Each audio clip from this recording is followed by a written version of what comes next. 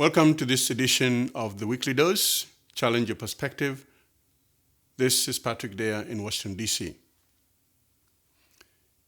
The busiest bridge in the world is reduced to few lanes. And the reason by the Ports Authority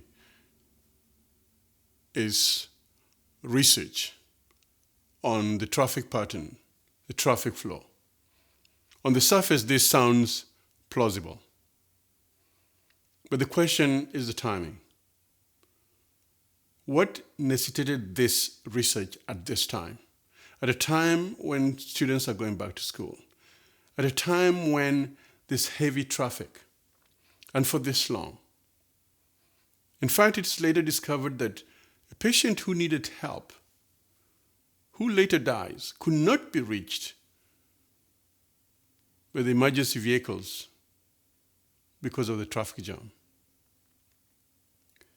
And as questions arise as to why, slowly and slowly, it becomes apparent. This closure of the lanes is retribution. It is payback time. It is payback time to a mayor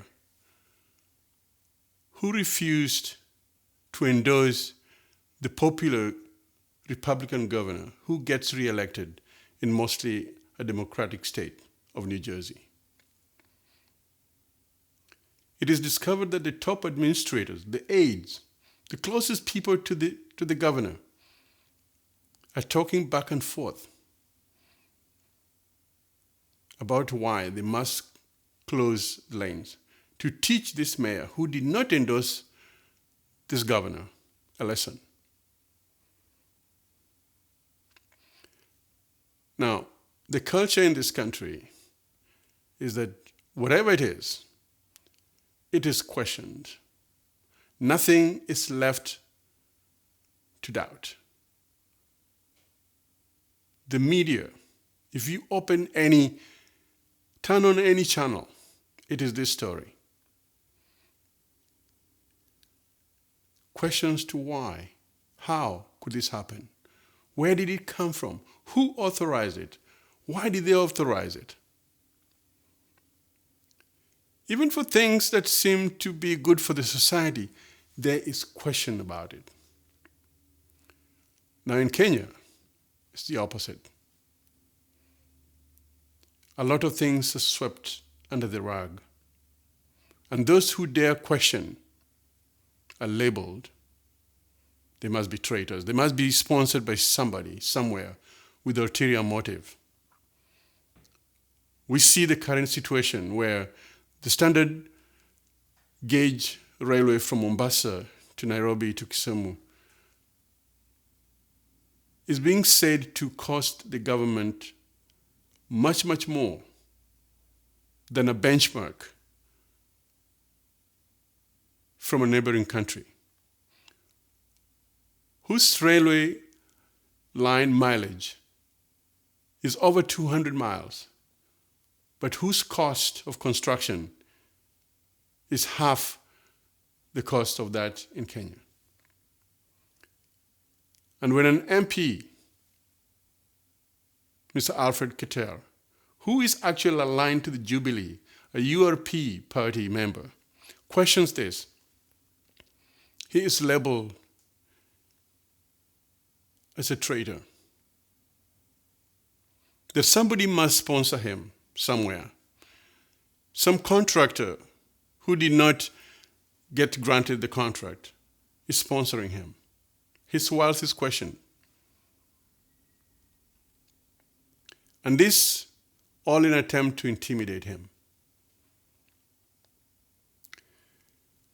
We know that the vice president's office, the vice president himself, was not comfortable with this contract. What did he know? Why was he not supportive of this contract? And when he changed his mind, what changed his mind? What did he discover that now suddenly this contract deserved his support? We have not seen the media investigative report questioning this. The opposition has a lukewarm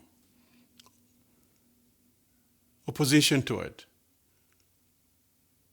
It's being discussed within certain bodies. Mr. Traitors appeared to testify. But the intensity of it gives you a roadmap as to how this questioning is going to die in the vines. There's no intensity. When things happen in Kenya, there is a tendency to let it go. Those that are questioned are coerced. Let it go. The media does not intensify its questioning, its search. There are no subpoenas that are issued.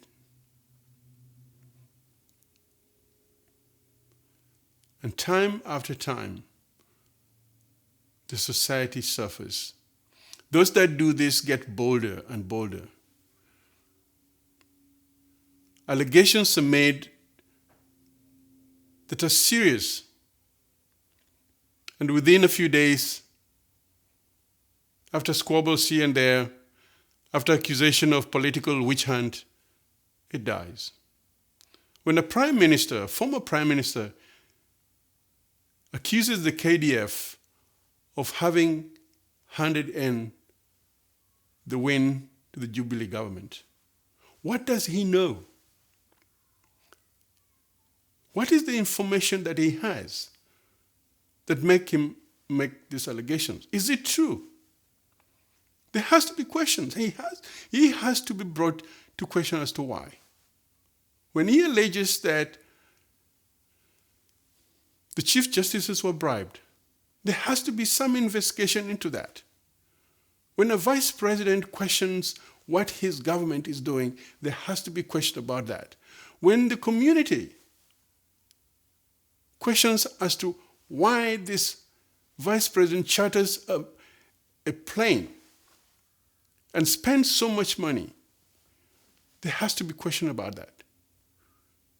There has to be question why these members of parliament abdicate their duty that they've been elected for to go to The Hague. There's nothing wrong with supporting the vice president and the president. But there has to be question as to how is it done and why are they doing it. We cannot continue with the culture of sweep everything under the rug and hope that this society will develop to compete in the world. Because as these things happen, as a police officer, the chief police officer makes careless statements as to a bulb blowing and causing an explosion in an airport.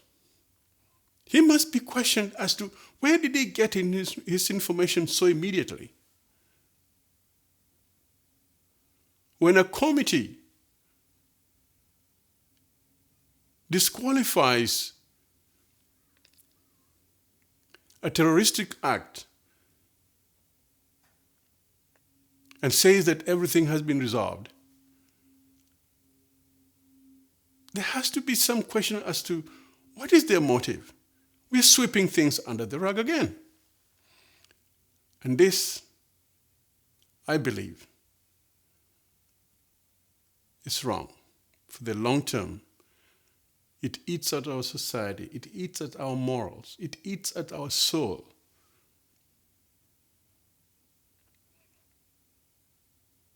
That is my perspective. What's yours? This is Patrick Dare, bringing you the weekly dose from Washington, D.C. Thank you.